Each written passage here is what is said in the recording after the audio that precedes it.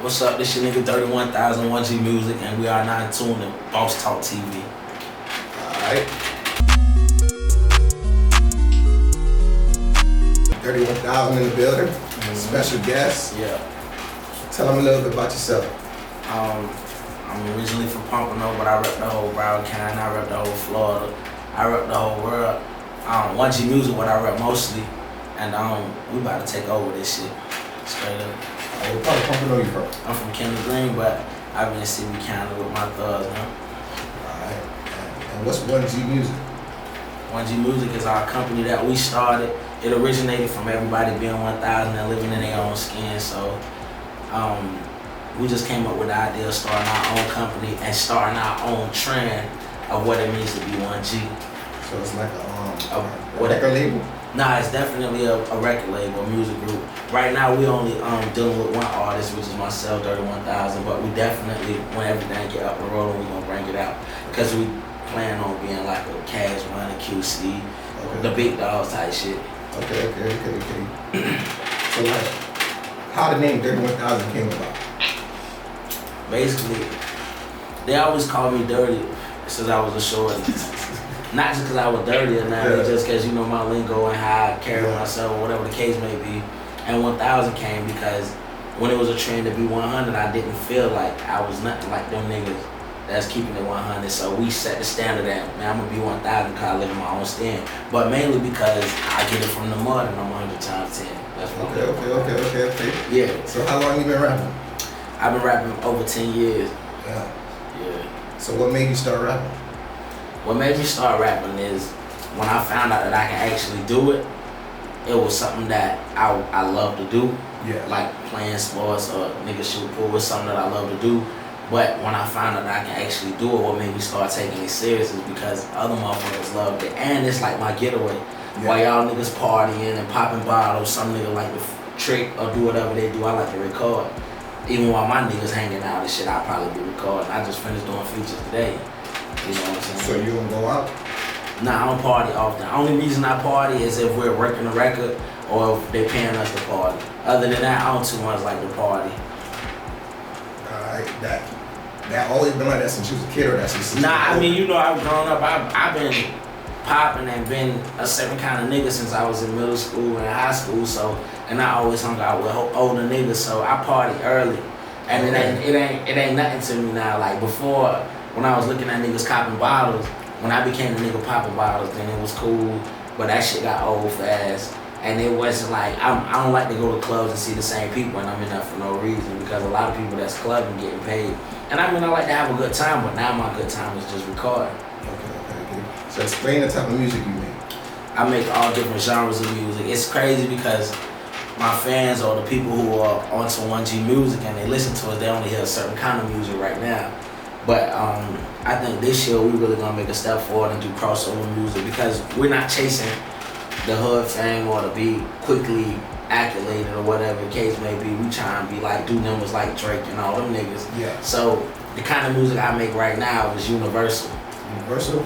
So you got no new projects coming out? Yeah, I have, it's crazy because I do so much music, excuse me, because I don't write. I do so much music. It's crazy. Every time me and my niggas, we get excited about a project and we put a name on it and we be ready to push it. Then I do another project and we do this. But right now, I had a Pompano Weezy 2 supposed to drop. Then I have the No Days Off. But shit, we just had a conversation tonight. We might just skip all that shit and go straight to the mainstream music. Okay. So you don't write at all? Nah. Only time I write is if I'm waiting on the engineer to come to our studio because we work only in our spot. It's no problems or anything. We work mostly in our spot. And the only time I write is if I'm waiting for the engineer to pull up. But other than that, I just play the beat and I go in the studio and just record. Damn.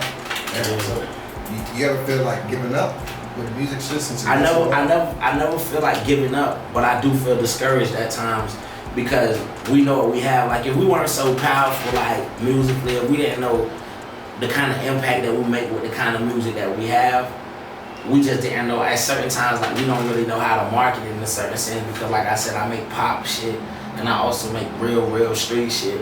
And like sometimes they leave us in limbo where we don't know where to go. Like people who don't really have a lot of shit to push.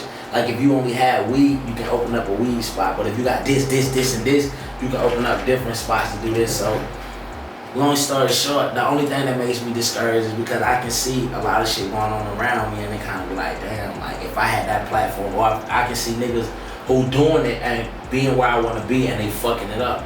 That's the only thing that discourages me. But more than anything, I get more discouraged in myself because I'm not pushing it more. I focus more on making the records rather than putting it out. So is music your main concern as of right now? Yeah, music is definitely my main concern. Like more than, I take care of my family or do what I have to do, but priority, if I had a option to do music or do something else, I do music first 100% of the time. Okay, so is any artists that you want to work with? Not really. We work with a couple artists, a couple big names, simply just to be a part of their network, but nigga not crazy about working with anybody specifically right now. Okay. Especially locally. Like nigga just, we work hard. I feel like we in our own little bubble. So you feel like you get enough love in Broward? Of course, like I get a lot of love for how I present the music. If we were presenting it more often and I was able to put it out and faster and I was able to put it out on a bigger scale, I guarantee we get more love. And that's what we're figuring out as our team.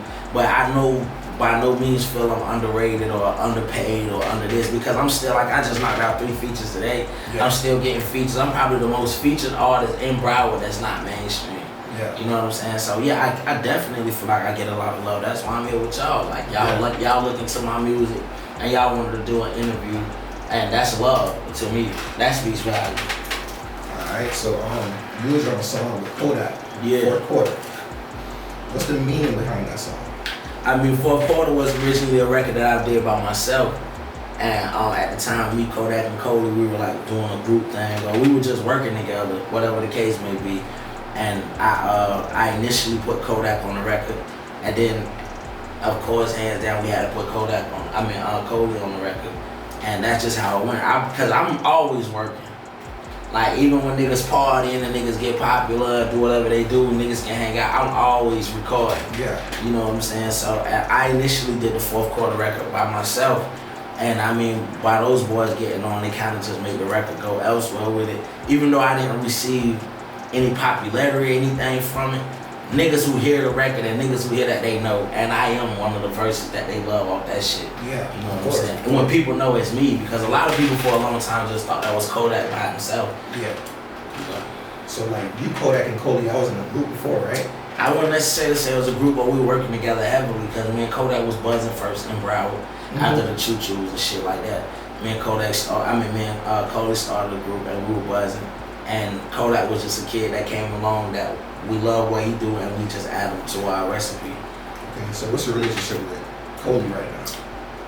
As far as me and him being friends and individuals, we have a great relationship. But as far as music and the music business, we don't have one. Okay, you know? Okay. So what about Kodak? I really speak to him. I've even written him a couple times while he was in jail and he didn't reach back out. But I can just only assume it's a number of motherfuckers writing him. So all I can say about those guys is I got love for them and I hope they prosper with their careers. But I'm not focused on nobody else but 1GMusic and 31,000.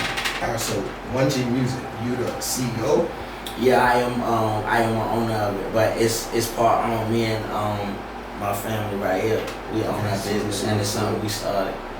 So you ever got any deals? Like you been buying deals in the field? We've had shit on the table with Po Boy. Like, but not as far as 1GMusic, that's just me personally. As 1GMusic started, only deal we got was a digital distribution deal by some guys at Sony Red. But we didn't really feel like it was advantageous to my career because it was more so us just putting out music and they making a percentage off whatever sales we make rather than them putting on us a major platform or whatever the details may be.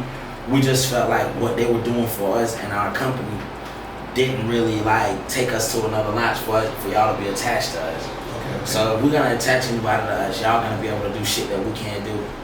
Okay, so you don't regret not signing this deal with us? Of course not. You know, and to be honest, if I were to sign back then, I'd probably be in a worse situation than I am now because like right now, music and everything, digital streams and everything is on the internet. So now rather than signing, I'd rather us be independent as we can and spend every dollar and sacrifice what we can until something that we believe in, and even a little bit of success can go a long way with us, rather than going out our way and trying to please somebody who just want to be a part of it monetarily. Alright. Right now, we fucking with motherfuckers who reaching out and they fucking with us, even though we know that we gotta do more on our end. Okay. So for you to reach out and talk to us and want to interview us, it means a lot. Even though it's small, it might mean a lot because you're just a small company or whatever the case may be, just like us. But all this shit is good. Any kind of what you call it? Any kind of publicity is great publicity, and that's how we feel. And we fucking with motherfuckers who fucking with us first, because we have. You won't even imagine the type of shit that we have in store. Like, that we're looking to be like. We ain't trying to just get hot right here and be better than Kodak and Koly, and we ain't even seeing that shit. Okay. Not knocking them boys' career, what they doing, but we not even chasing that lane. Okay. Like, we trying to be them niggas like headliner this right here, and them boys coming to perform type shit. And we're going to be that. Okay. Because we have the music, and we have the ambition, and we have the hustle. So what will be the first thing you buy, like, when you get your first major deal? Okay, when I get my first major deal, if and when we start seeing real money, I'm gonna make sure my mom's house is paid off. I'll make sure my niggas who in the company and invested their money, their moms and shit straight. And we'll go from there. But we definitely gonna invest in like apartments and anything just in case. We only have one hit record. Just so happened at the smallest shit happening, we only have one hit record. We're gonna have enough businesses so while we even sleeping, that shit gonna be hitting our account. Like, we're businessmen too. Okay. As much as I love to do music, because nigga ain't making no money like that off music right now, but I record every day. Maybe if not every day, most of the week. Like, we've got a studio, 1GMusic, where we don't even sell studio time to artists. It's strictly about we pay rent and we pay engineers and we pay people to come video just for our artists. Dirty1000, which is me, can record. And I talk to myself in the third person because I'm also a business owner, and I never like to see myself as the show is all about me. Okay. I like to see it as just about a company, and as soon as I don't benefit the company anymore or fit the mold of whatever the company be, we'll bring in someone else. You know what I'm saying? So about how much money you think you spent on your career? It's you can't even count it, because when you spending it in something that you love, you don't run into those dollars. You might can tell how much money you spend on rent every month or how much money you spent on this, but impulsively, if we want to shoot a video and rent this and do this and do this, we're not counting how much money we're spending. We're just we're just looking forward to the outcome of what we spent. Like, when you buy the car that you want, you have enough money, and they tell you a price, you ain't saying, damn, I just spent this. You saying, this is what I'm driving. You know what I'm saying? So that's really what we look forward to. So I can't really speak on how much money we've spent, but just know that we spend a lot of money. Like, our jewels alone, like, I'm not the only one with a 1G piece. He has one, and our other brother have another piece, and we have more pieces, you know. And this is memorabilia. These are not just a floss or memorabilia. We didn't get no big stupid ass chains. We bought shit that means something and it's significant to us as a company, you know. And these are like trophies in the beginning. Okay. So as a child, you was a bad child as a child? Nah. You was good? Nah. And as a child, being as it's something that I want to touch on. A lot of people nowadays think in order for you to do music, you have to come off ignorant or be dumb or have a certain way. But most of the people who've made it where I'm trying to go, like, them niggas educated. Them niggas know how to speak. Them niggas know how to put words together. They keep the art and being an artist. You know what I'm saying? So as a child now, I was disciplined. I was on the honor rolls in school, got principal awards, all that shit. It's just because my environment and what I've chose to do and how I need to have my freedom, it allows me to, you understand, no matter how anybody looks. So you graduated high school? Of course. Okay. You ever went to college or not? I went to college for 1 year. I earned a football scholarship. I only went for 1 year, but college wasn't for me because I'm not trying to go just to prepare to work for anyone. Okay. You know? So what position you used to play? Play linebacker. You was raw, like you was good? I was good enough to make it to college. Okay. So if somebody don't know nothing about you, like, what song do you recommend them to listen to? I can't recommend them just one song because I've got so many different emotions on every record. Because I don't, like I said, I don't write. I make my music according to how my day went or what I've experienced or how I'm feeling. So I can't necessarily recommend them to listen to one record, but I can just recommend them to tune in to 1GMusic and 31,000. And the more, because we don't got no filters on the shit we say or the music I make. If you tune in and if you like it enough, you'll really get to know me through my music. I kind of want my music to be presented on such a big scale that before a bitch even see what I look like or what me and my company and me and my niggas look like, they fell in love with the music. Alright, so we feel like industry rappers, like, they know about you, but they don't give you enough credit. I don't even think about those people. Okay. Because I'm not looking for another rapper to put me on. I respect that. I'm looking for the people behind the scenes to take a liking into me how they did everyone else and give us an opportunity the same way they did that. Like, I'm not really looking for another rapper to put me on because this is a competitive sport. You know, I did a record with Ross recently, and one of the things he told me while we were listening back to the record, he was like, "Boy, you laid on me like 3 days, boy, you made me come with my shit." And that was a millionaire nigga talking to me. He put me on Bel Air commercials, whatever the case may be, but for him to even make that statement and tell me like how he fucked my verse, he let me know that this sport is competitive. You know, even Koly mentioned shit like that. Man, bro, if I can rap like that, now, boy, I do this.